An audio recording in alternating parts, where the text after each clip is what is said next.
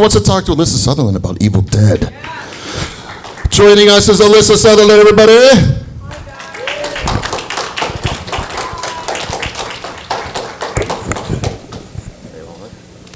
Hello, hello. Good morning. Good morning. How has your weekend been at Days of the Dead? It's been good. Yeah? Pretty cruisy. Yeah? How many, what's it been like meeting all the fans and taking some selfies?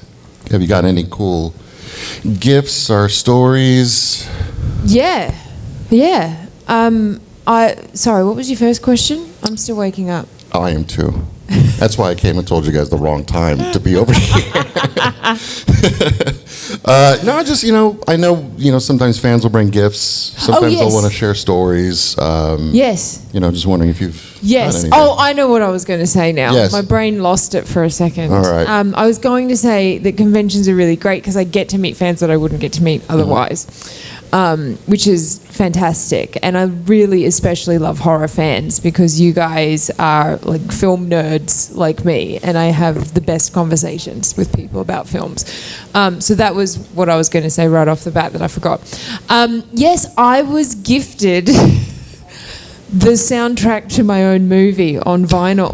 Nice. I love it. I love it. I don't know if you guys have seen it, if any of you have seen what the soundtrack looks like on vinyl and the case of it, but it's really cool, and I've always wanted one, and I was given one.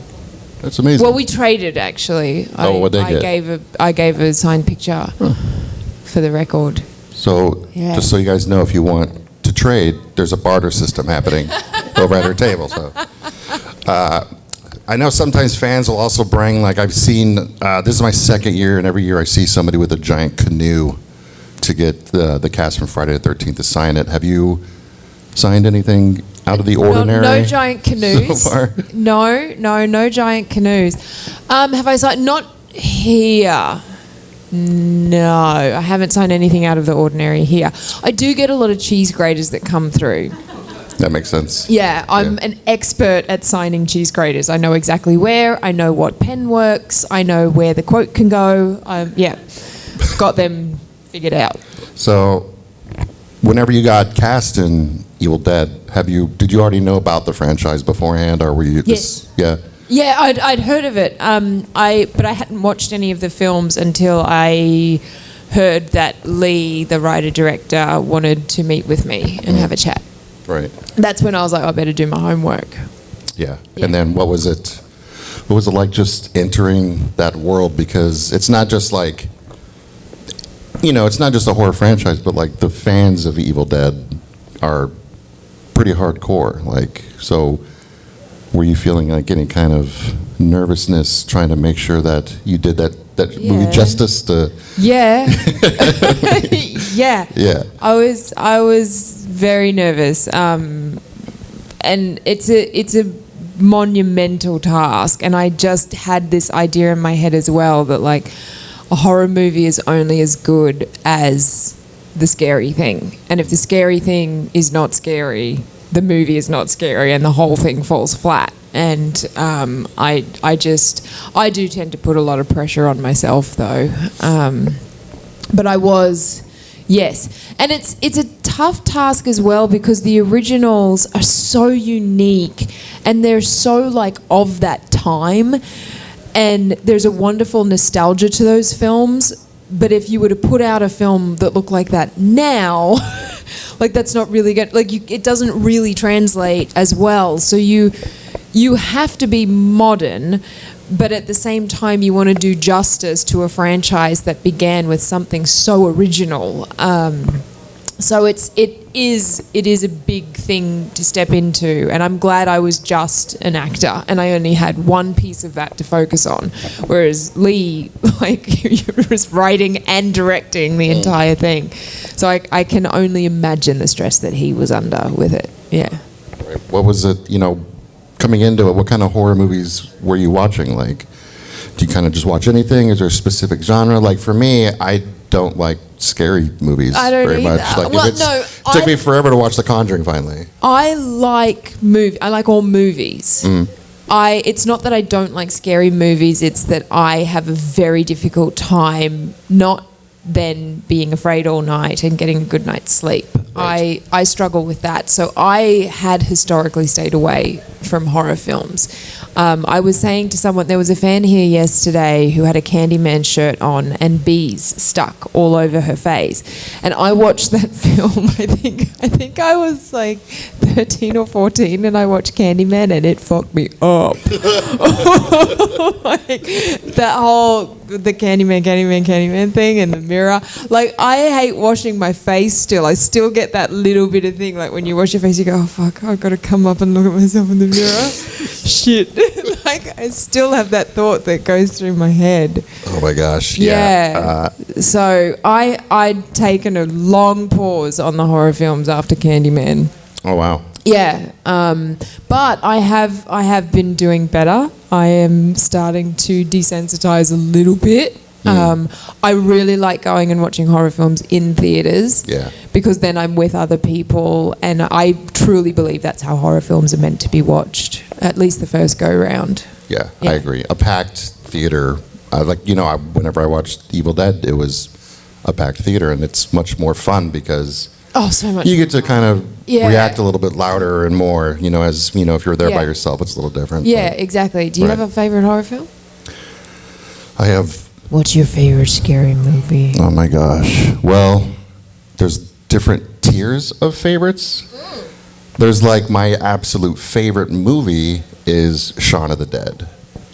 But my favorite horror movie, I always go to sleepaway camp. But the movies that got me into horror were Evil Dead. Okay. Because when I was a that's kid, cool. I saw Army of Darkness as a Yeah. kid. Because my parents owned a video store. Oh, I saw my it. God, I was like, I'm going to watch amazing. this. And then I was watching in the living room one day, and my older brother came in. He was Like an independent video store? yeah, it was just like a mom and pop shop. That It was is amazing. so cool. And then my brother came in. He's like, hey, have you seen Evil Dead?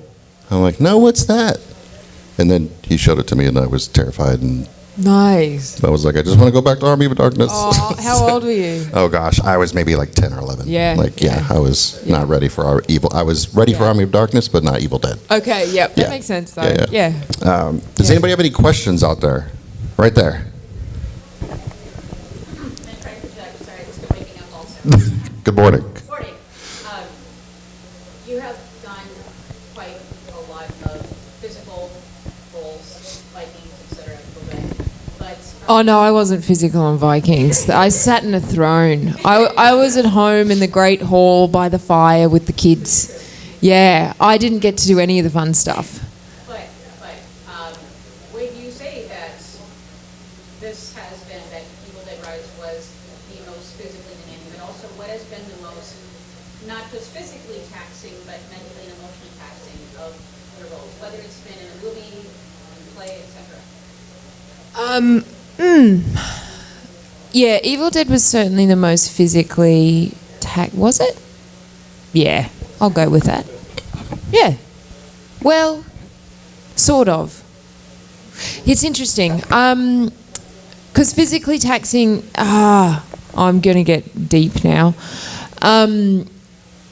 With Evil Dead, like I had a lot of, like it was a very physical role, but I started my day with 4 to 6 hours sitting in a chair. And that does eat up some of your time of your work day. So when I was on set, it was physically taxing, but I wasn't on set, like, and they because we were working with some kids, they prioritized the kids' hours. So I'd kind of sit around all day, and then I'd get like the last half hour to kind of quickly jump on set and have like 2 takes to do something. So yeah, it wasn't it wasn't as taxing physically as other roles where like I did a film in Australia last year where I am the film. I'm in like every scene of the film. So, and it was, you know, a small independent film, and it was emotionally, and I've historically been able to compartmentalize really well. I know it's pretend, I know it's fake, but this film got under my skin, And there were a couple of scenes, like once the scene was done, I had to like step away and take a moment and like have a cry for 5 minutes because of what had happened in the scene. And I'd never experienced that before. This was so much more like real and grounded than Evil Dead was. And like I said, because it was a small Australian independent film, there was a lot of overtime. We were doing 6-day weeks. So in terms of physically taxing, that actually, I was so much more exhausted after that than what I was Evil Dead. Even though I didn't really do... Oh, no, I did do some stunts. Hang on. No, I did. There was a fall. There was a green screen. There was a lot of running up and down stairs, and I've got bad knees. And I was, yeah. I hope that I went into a lot of detail there for you. Yeah. Anybody have any questions? Right here, and then we'll go to you guys. Right here. What was the movie in Australia that you did last year? It's called The Room Below, and it should be coming out next year. Yeah. It's got to be, I guess it's got to be extremely intimidating coming to a franchise like this that has decades and decades and decades of fans and everything. Talk about that experience with the cast. Well, your immediate reaction was like, oh no. Oh, it wasn't oh no. No, not at all. I mean, I love working and I love having a job, and I know how lucky I am when I have work.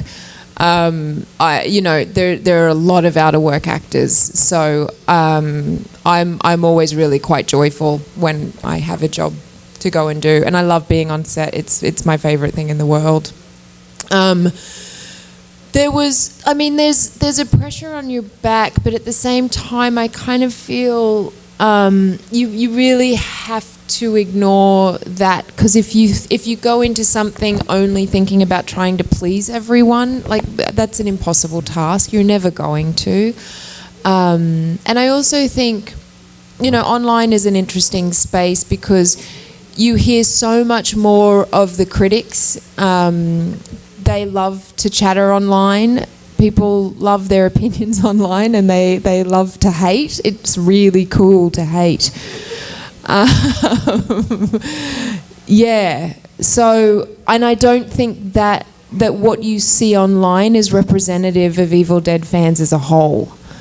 Because what I think I see at conventions are like the broader crowd, and what you see online is a very specific personality. And I think that's a good thing to keep in mind. Yeah. Anybody else out there? Right there. Not even that way, but I just forgot you were in SBU. Yeah. Twice. Like that we don't know about. Sorry? Anything we don't know about your little short time in SBU? Oh, what can I give you from my SVU? I was very happy I got to go back and do a second one, because the first one was like one of my first ever jobs, and I'm terrible in the first one. I was so bad and so nervous, and I had like maybe 2 lines or something to deliver, and you're like, oh my god, wait, okay, and and so I got to go back and do a different role and actually like have real scenes, and scenes with Mariska, who I'm like in awe of what she does. She's so cool, and she's an amazing actor. She can like she'll mess around on set in rehearsal, or like while they're lining her up, and she's able to cry on cue, and she'll do so very realistically and she'll mess around with all of that like on set beforehand. She's just really cool. She's lovely. She's an incredible leader on the show. My takeaway from that was like, that's who I want to be. Yeah, she's awesome. Anybody else out there? Right there again? Sorry. It's okay. When you are unwinding and you're wrapped up a project or you want to just unwind, what are your comfort movies? What are your comfort films? Oh, I've got a few. They're mostly Australian. I really love Strictly Ballroom. That's my favourite movie ever. Because I just love everything about it, and I think it's Baz Luhrmann's best. I'm just going to say it. Closely followed by Romeo and Juliet. But yeah, Strictly Ballroom, and my mum loves that film, so there's like, I watch it and I sort of feel like I'm at home when I watch it, and it's all Australian actors and accents, and I think it's hilarious. It's Australian humour, and I also love The Castle. It's another like comfort film of mine. I'm sure there are many others that I am not thinking about right now. I made my boyfriend watch something recently and I can't remember what it was. I'll have to get back to you. I'm old. My memory fails me. Does anybody else have any questions out there? All right, I just have to ask, the typical Evil Dead question of how much blood were you having to deal with on set on a daily basis, and how sick of it did you get? I got really lucky. Lily got the blood. Okay. She had to be in an elevator full of blood. Yeah. I really escaped a lot of ickiness. Okay. Yeah, I got really lucky. By the end of it, it was a little worse, but for most of the film, I did escape a lot of blood, and I think you do when you're the monster. Yeah. Yeah. I mean, it was still there, but like Rob Tapert, one of the producers, like he gives you a whole speech like before you start. Oh, this is going to be really hard and blah blah, and so it just didn't. It didn't measure up to what Rob had said. It's like those jobs that say it's a fast-paced work environment, and you get there and you're just in a cubicle for 8 hours a day. You're like, all right. Yeah, I mean, look, there was blood. It was there. I did have to deal with it, but I don't know. I think I'm, again, I really love working and I love having a job, so I don't care about that stuff as much.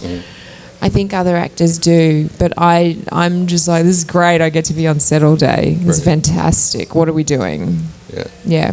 So, final question Yeah. are just words of wisdom for fans or people out there, Oh, God. what's a little motivation maybe? Motivation You on know. a Sunday morning. Yeah, we got to get through the rest of this day. We need some positivity, some uplifting words. Oh, you know what the best? Okay, I'll give you a real cheesy one, but I think it's very appropriate for acting, and it helps me. Is that be yourself? Everyone else is already taken. There you go. That's what I'll end with. I like that one. Yeah. Good one. Yeah. Let's give it up for Alyssa, everybody. Thank you, everybody. Alyssa, thank you so much.